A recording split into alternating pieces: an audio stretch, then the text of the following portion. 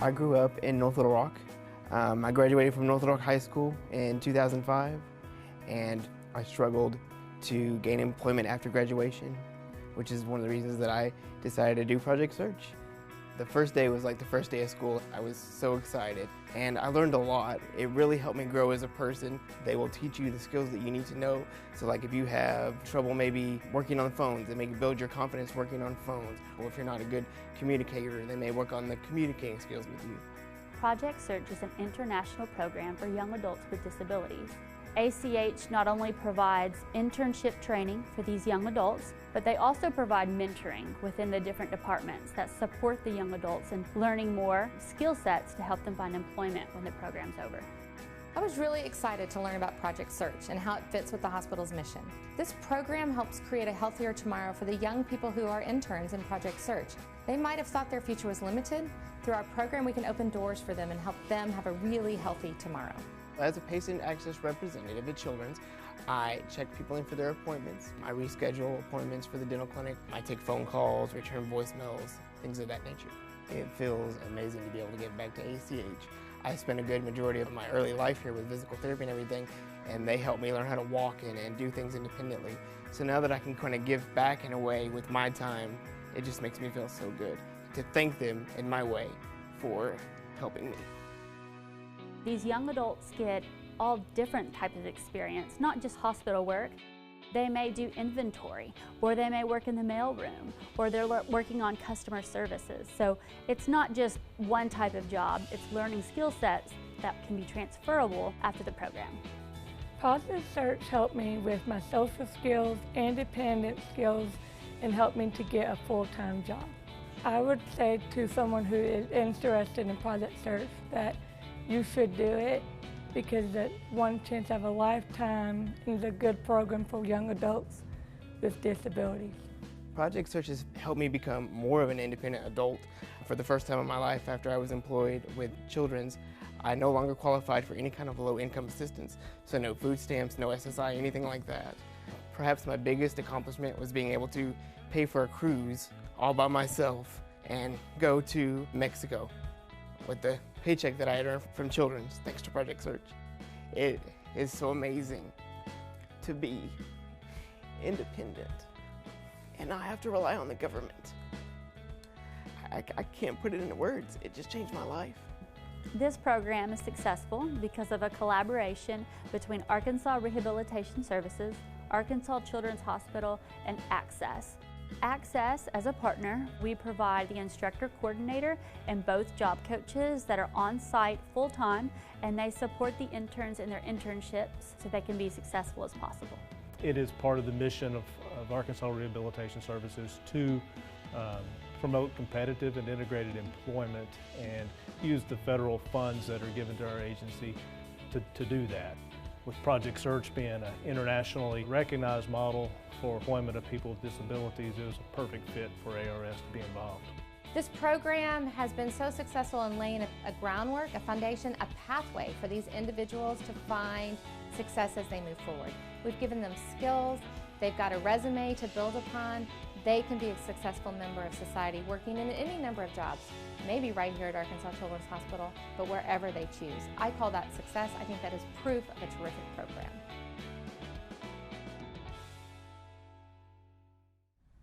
So that gives everyone a little insight into Project Search. So I know some of you guys said that you'd heard of the Project Search program, but to give you a little bit of background, the Project Search was developed in, I think it was 1994, 1995 in Cincinnati, Ohio. So it was developed by a nurse and a special education teacher. And the first program launched at Cincinnati Children's Hospital at that time. And since then, they have grown, and now it is an international program, and they have over 500 sites worldwide. So we're lucky enough to have 7 sites in the state of Arkansas that are under our Access umbrella. There are some other sites in the Northwest Arkansas area, but they are not partnered with our program. So of our 7 sites, we have 2 in the city of Little Rock. One is partnered with the University of Arkansas for Medical Sciences, so UAMS, and the other one is Arkansas Children's Hospital. We are also partnered with CHI St. Vincent in Hot Springs. We have a partnership in Fort Smith with Mercy Hospital, in Camden with Ouachita County Medical Center. In Pine Bluff, we're partnered with UAPB. In Jonesboro, we're partnered with St. Bernard's Medical Center. And I think that covers everybody. I think that's all 7 of them.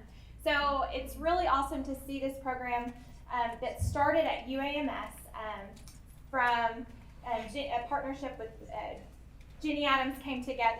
She saw one of the founders speak about the program at a conference called APSE, and she realized we need this program. We need this program in Central Arkansas, and we need to figure out a way to make it happen. So she collaborated and got in contact with the appropriate people with Arkansas Rehabilitation Services. So we work with Miss Judy Smith, and she and Tammy Simmons, who's the director of Access, have worked really hard to kind of expand this program across the state of Arkansas. So to talk a little bit more about the program and kind of get into the meat of it. So the program itself is a 9-month internship program. It is unpaid, so these are unpaid internships. And what they do is they spend a series of 9 months at one of these partnering businesses. So take for instance, if they're attending the UAMS Project Search program, they're going to spend 9 months working Monday through Friday at UAMS. But their day is broken up. So the first hour of their day, they're sitting in a training room, which is a classroom type setting, with 13 other individuals that are all there for the same goal, which is to find employment at the end of the program. And we're doing hands-on work with them in the training room. We're helping them problem solve. We're helping them learn workplace etiquette. We're helping them understand, what's appropriate, what's not appropriate, with the proper chains of command, that kind of stuff. Just everyday things that you're going to need to learn how to operate and function in a workplace and be successful. At that point, they leave the training room. So they start their day at 8 o'clock in the training room. At 9 o'clock, they leave and they go to their internships. So they'll be in their internships from about 9 to 2 o'clock each day. And what they're doing is they're interning in different departments throughout that hospital. So they'll do 3 10-week internships while they're in this 9-month program.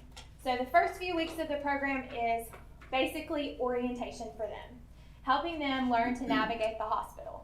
Because our big goal is finding employment, but another huge goal is independence. So they're going to be navigating UAMS by themselves, which is hard for a lot of people to fathom. I can't even fathom navigating UAMS by myself. But these guys will blow your mind. They'll start taking you down areas that you didn't even know existed because they're like, oh, I know a quicker way to get over, to sterile processing or sterile supply. We're like, okay. And so, they just learn the ins and outs of the hospital and become very comfortable with it. And so once they've learned to navigate the hospital, then we help them navigate how to get to their internship each day. We help them learn what their skills are going to be in their internship, what they're going to be doing. We look for accommodations that need to be made. Maybe we have someone that struggles with reading, they do better with the picture checklist, so we're going to help make that happen for them. Visual cues, different things of that nature that's going to help them be successful and be independent in that internship.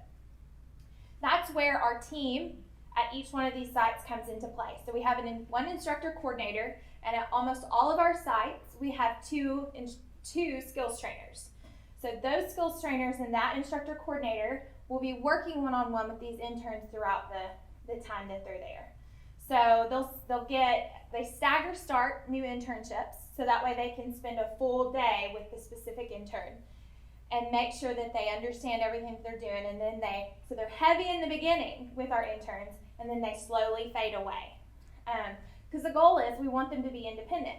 And it's really funny because a lot of our interns, 3 days in, they've really started to understand a lot of what they're doing. They're like, why are you coming to see me still? Like, I want to be independent, please. And we're like, we understand, but you're still growing and you're still learning.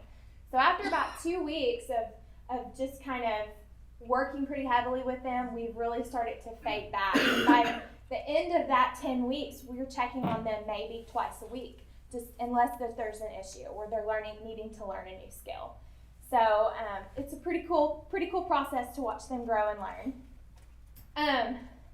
Once they finish that internship, we will sit down and we'll set in what's called an employment planning meeting. And we'll discuss in that EPM with their support team. So if their support team consists of a grandparent or an uncle or parents or whomever's involved with that young adult's life and decision-making processes of that young adult's life, we'll get together. We invite their ARS counselors to be a part of that as well. And we discuss how that internship went, what barriers we found, what strengths we found, how they grew, and what they struggled with. And we go from there. And maybe they've mastered quite a few skills and we want to help them grow in other skills. So we'll push them outside of their comfort zone. They may not love the next internship that they get, but it's going to help them grow in different skill sets. It's really a lot of fun to watch them really want an internship and get in it and realize I really hate what I'm doing. So and we don't let them quit. We say, we understand, but this is a great way to understand that there are pieces of it that you do like. You're not going to love every aspect of your job. 9 times out of 10, no one does. It really helps them understand, that, man, I have to clean the bathrooms. Well, I have to clean the bathrooms some of the times and what I do, and I've been there, in these entry-level positions or, but that's not all they're doing, that's one little piece of your job. And maybe you have to do that once a week, but that's just once a week. You're not doing it every day, It's just continuing to learn these skills and help them grow. And then we assess and we start the process over again in the second internship and then in the third internship. And at the end of that 9 months, they have a set of skills, 3 different internships that they can put on a resume, and we help them look for employment. So that's the other thing that we're doing in the program is we are doing resume building. We're working on interview skills. We're working on employability skills, of course. We help them, one of the big pieces that we tell them to focus on and to help them grow is to do really awesome in these internships so that you can come away with a letter of recommendation from that internship. So you can continue to put that with your resume, your cover letter, everything that we're going to need to help you find employment. And it's really interesting because not all of them get it. Some of them don't get a letter of recommendation, and we have to go through that with them and say, here's why. Remember X, Y, and Z that happened. Let's work on that. And they do. And then they get a letter of recommendation, and they say, oh, wow, okay, all right, I need to push myself harder. So at the end of that program, they'll have a cover letter, a resume, letters of recommendation, and interview skills. So we, in Little Rock, we're getting ready to host, it'll be our 3rd annual Reverse Job Fair. So what that is it's an opportunity for the interns to set up a little booth area, much like an employer would at a job fair. And the employers go around and speak to each one of the interns and get to know them. And so we get employment out of it, but it's also a great way, and mock interviews, we've done mock interviews before, it's just a great way to get them in front of people that they're not comfortable with because they're not going to know the person that's interviewing them. And so we want to get them comfortable and we want to help them grow in that aspect. So at the end of everything, they've graduated, they have all of this information, this skill set, and we're helping them find employment. So we sit down at the last employment planning meeting with their families and we say, okay, remember the goal of the program is to find employment. So let's focus on that. And we talk about where they want to find employment. We've had individuals that have relocated to Little Rock because that's where they want to go. Maybe there's not a program in the area or maybe they really want to live with their grandmother for a little while they're in this program. So, but maybe they're from Pocahontas. We're going to, when they relocate back, that's where we're going to look for employment in that area. So we're not just going to say, okay, you're in this program, you've got to find jobs in Little Rock. So we're going to assist them in finding employment with that. But we're going to find out where they want to work, what times can they come to work, and what times can they leave. So what their workday schedule looks like, what days of the week they can work. Do they want part-time? Do they want full-time? We love to find full-time employment for our young adults. That's a goal. That's a huge thing. Much like Brian found full-time employment with benefits. We love that when that happens, but we also know that sometimes that's not possible for a lot of our young adults. Some of our young adults really need services that they can't lose. Some of our young adults with waiver services, full-time employment's not going to be a fit for them, and we get that. That goes back into that part-time or that support team and understanding the needs of everyone in the family. So once we've gathered all that, we start looking for employment. We're putting in resumes. We're walking through the process. We're the ones that take them to the interviews. We don't interview for them. We let them interview. And it's really tough. I've been in that place where I've been in there and I'm watching, I'm sitting in the back and I'm taking notes and I'm going, oh, don't say what you're about to say. Don't say what you're about to say. But they do. And, and it's like, oh, you just watch them. It's kind of a crash and burn kind of situation. But I've been there too. I've crashed and burned in an interview multiple times. So it's a learning piece of that. They're probably not going to get the first interview and they're like, well, what happened? And I'm like, well, X, Y, and Z, let's work on that. So let's go back to the drawing board and let's work on that. A lot of them will also have, will get pushback that they don't want to use what we've made, which is called a visual resume. So it's off of a PowerPoint, which helps them walk through the process. They have iPads that they work on. And so we then go back and say, maybe you want to use your visual resume in your interview. It might help you. And they're like, okay, I guess I'll give it a shot. And they might do really, really well with that visual resume. So it's just really cool to watch them see and learn and their method of interviewing and their style. Once they find employment, we're with them, just like we were with them in the internships. So we've walked them through the whole internship process and now they're employed. We're not just going to drop them. So we work with the young adults starting a year from the time they have employment. So once they find a job, we work with them for a year. So we are following them along for a year, ensuring that they fully understand everything that's needed. Once again, looking for those accommodations that are needed. Some accommodations that they used in their internships will probably carry over into their employment and what they're working with. We're with them when they're filling out their new hire paperwork to make sure everything's correct, to make sure that they have all the information that's needed. And then we're there. We're heavy in the beginning once again, and then we fade away and we check on them as needed or when there's a problem. So it's really nice because the employer will contact us and say, hey, I'm really struggling with John in this aspect and I don't know what to do. All right, I'll come in and I'll see what's going on. And sometimes it just takes us sitting and watching them work for a couple hours to figure out where that breakdown is happening. Who's interrupting them constantly throughout the day, or maybe they're losing count somewhere or something. It just depends on what they're doing.